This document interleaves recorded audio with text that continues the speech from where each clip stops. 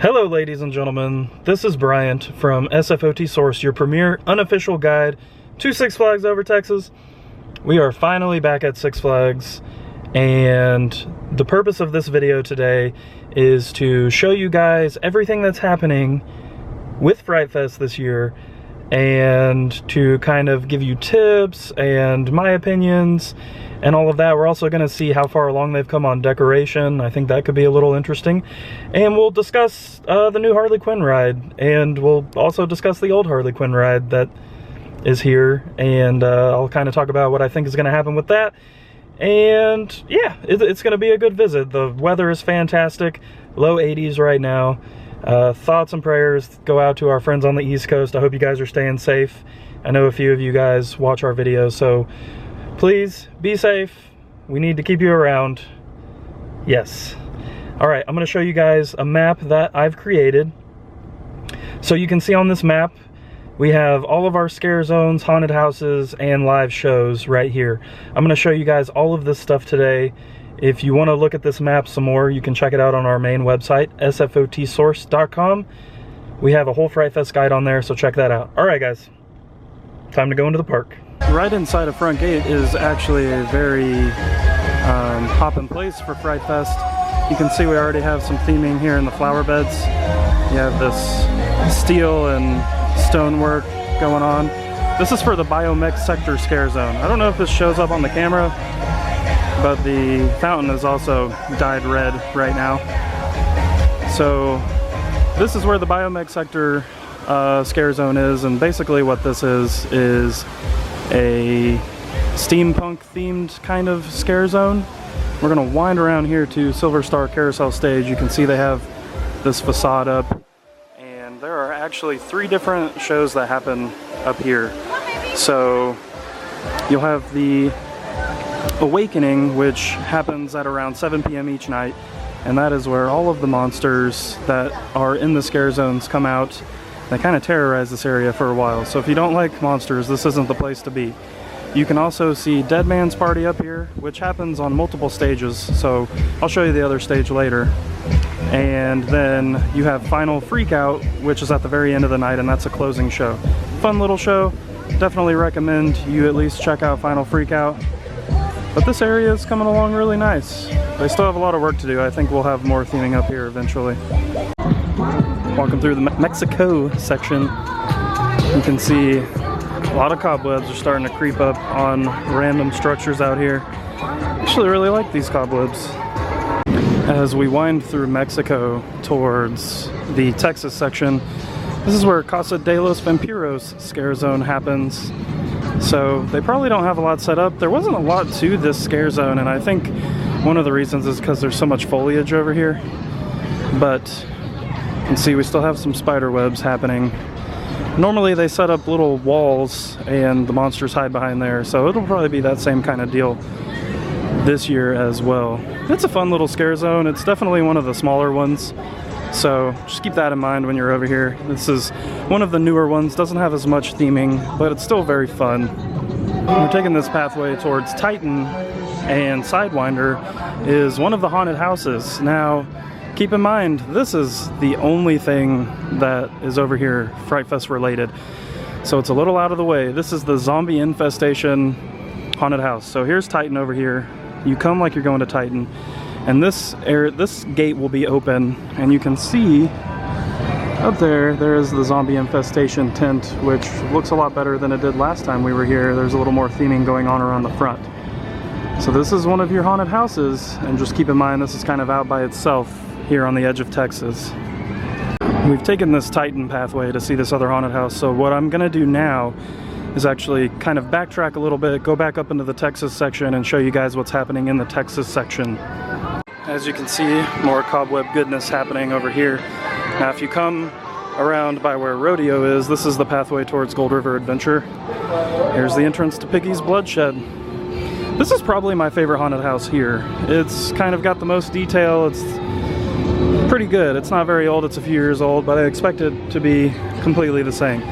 So Piggy's Bloodshed enters right here, and you actually exit over by around this pathway towards Crazy Horse Saloon. So keep that in mind when you're planning your route. Over here in Texas by Yosemite Sam's entrance and the back porch stage is another one of our scare zones. This is Texas Scaratory, and you can see there are tons of cobwebs up already. This is definitely one of the creepier scare zones. It's very dark over here and very cool. So if you're looking for that real good scare, this is a good place to come. But nobody is safe over here, so just keep that in mind when you come to Fright Fest. Once all the monsters are out, nobody is safe.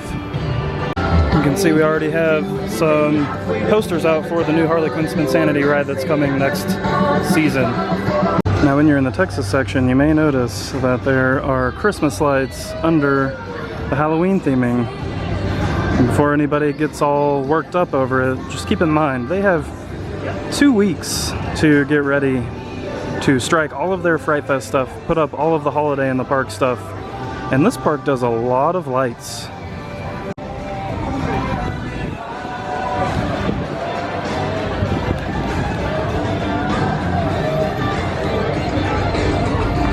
Coming in up on the entrance to the Old South area, and this is where the Black Widow's Walk Scare Zone takes place. And as expected, already have a ton of cobwebs and everything that really engulf the whole pathway. It's very cool over here when this is finished. This is one of the more impressive looking scare zones. It's dark over here and it's creepy. Very creepy. I think last year somebody moved a hat from their face and they had spiders crawling all over their face. So if you're into that, this is the perfect place for you. I think the coolest part about Old South is how this spider theming just goes all the way throughout. I mean, look at this. This is awesome, and they always light it up with cool colors. Now, we're gonna flip around here to Southern Palace. Excuse me, Southern Palace. This is where Arania's Nightmare happens. This is one of the park's Fright Fest shows. Highly recommended that you guys see this. Keep in mind it's very popular, so you're gonna want to get here a little bit early when you see it, but definitely one of the better shows for the year at the park. We're going to backtrack through Old South and actually wind around the tower section, and I'll show you guys what haunts and scare zones we have over in the tower section of the park. Over here in the tower section across from Roaring Rapids is Texas Arena, which doesn't really get used these days, but for Fright Fest they do have 2 haunted houses in it. So on this side of Texas Arena is the entrance to Circus Berserkus. This is a blacklight 3D clown haunted house, so I'll let you guys decide how you feel about those. We'll walk around to the other side of Texas Arena so you can see the other haunted house that's over here.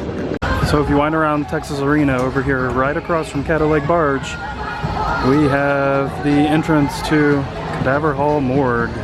This is the other haunted house that's located in Texas Arena here in the tower section.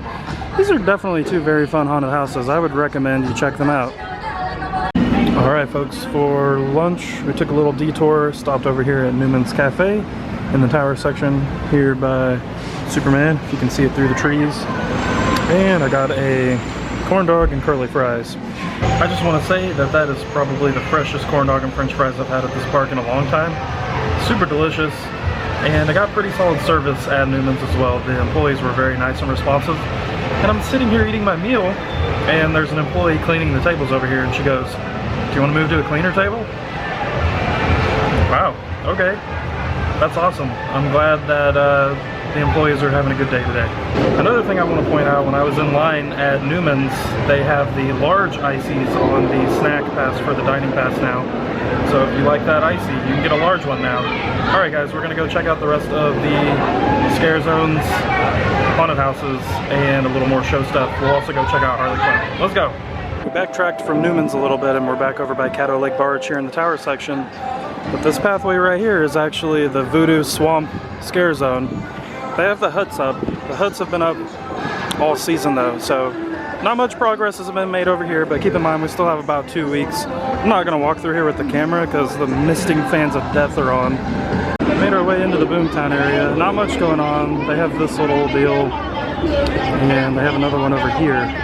This is actually where the Boomtown Terror scare zone is, right along here.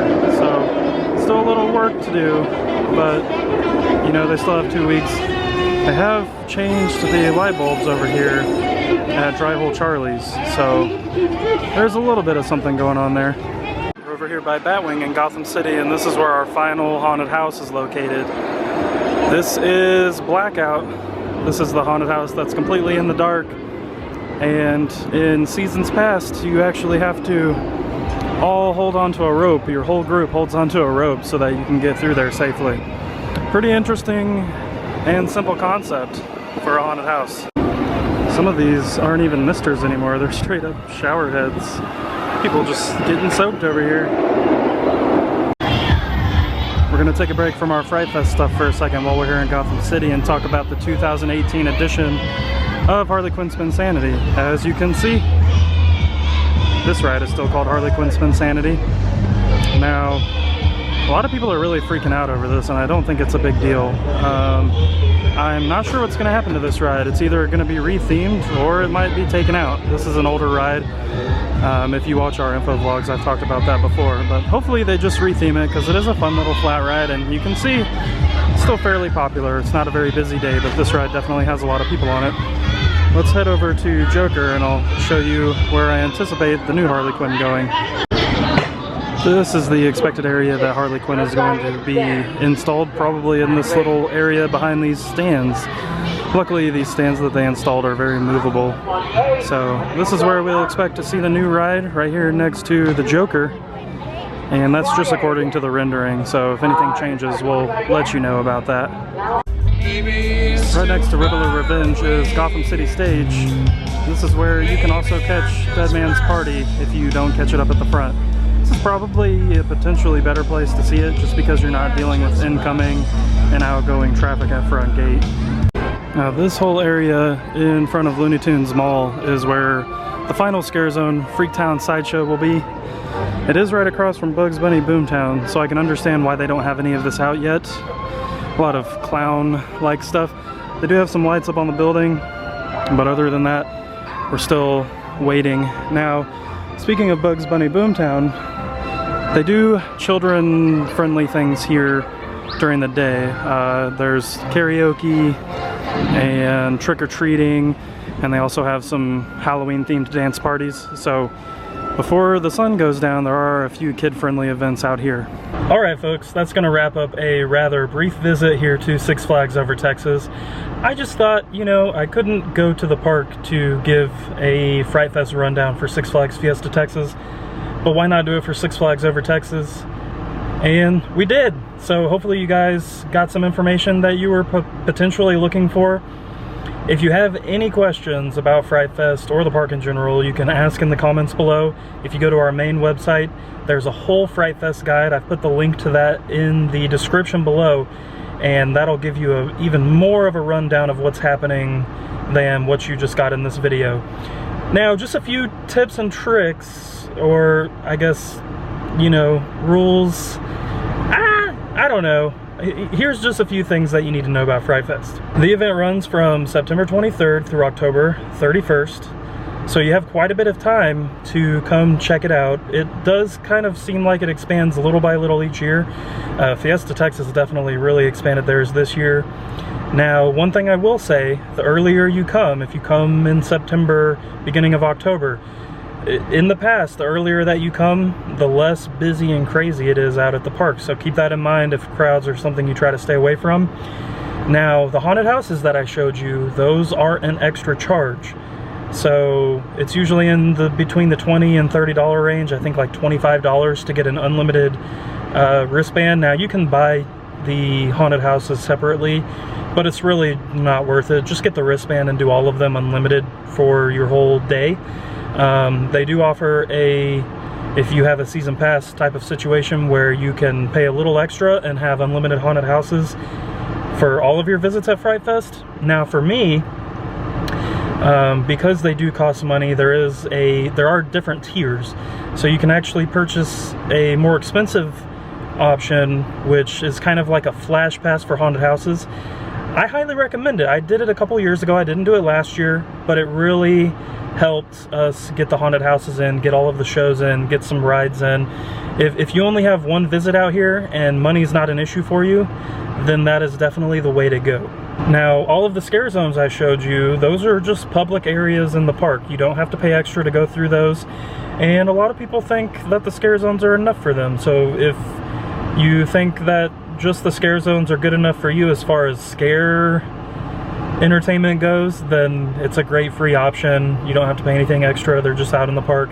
Now, they are only out for a few hours at night, so just keep that in mind.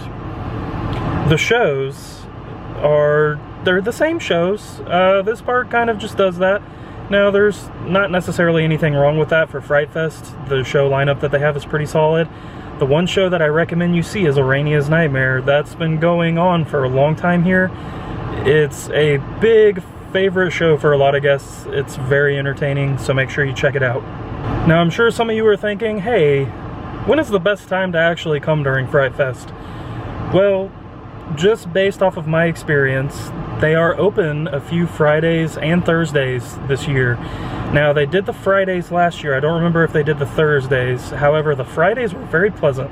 They're only open in the evening. It's only Fright Fest stuff, and there weren't large crowds. So I actually came out a couple times last year on a Friday because the crowds were light and it was very enjoyable. It was a lot more fun than when you come on a Saturday and it's just insane inside the park. Like I said earlier in the video, it's important to remember that the park does stay family friendly during the day, but they do make it a strong point when you're inside the park that at around 7 p.m. the family friendly goes away. They go as far as shutting down all of the kid driven rides, so Bugs Bunny Boomtown, all of the smaller flat rides, those actually close when things get a little crazier, or at least they have in the past. So I expect that to take place this season as well. So if you have kids, it's a great time to come out during the day. They do have, like I said, the trick-or-treating, they have the karaoke, they do have some Halloween-driven dance shows and dance parties for the kids. But just keep in mind, it's pretty ruthless once the monsters are unleashed. So just, if you have kids that are scared, there's nothing to protect them. I mean, it's all out, so just keep that in mind. That's gonna do it for this video. Make sure you check out sfotsource.com. We have a huge Fright Fest guide there for you. It explains everything. There's tips, there's general information. If you have any questions, like I said, feel free to ask us. If you are looking for the Six Flags Fiesta Texas Fright Fest video, or I guess I should say introduction video, then that is one of the info vlogs that we just posted, and I made a card on this page, so if you click the I up in the top corner, then you can be linked directly to that video. We do have a new website design coming very soon. I hope that it solves a lot of the issues we're having. The mobile version is going to be a lot cleaner. The main version is going to be a lot cleaner, and I think it's just going to flow a lot better. So I hope you guys really enjoy that. We've been working really hard on that. So like I said, that's going to do it for this trip to Six Flags Over Texas. We'll see you again soon for Fright Fest. Thanks for watching.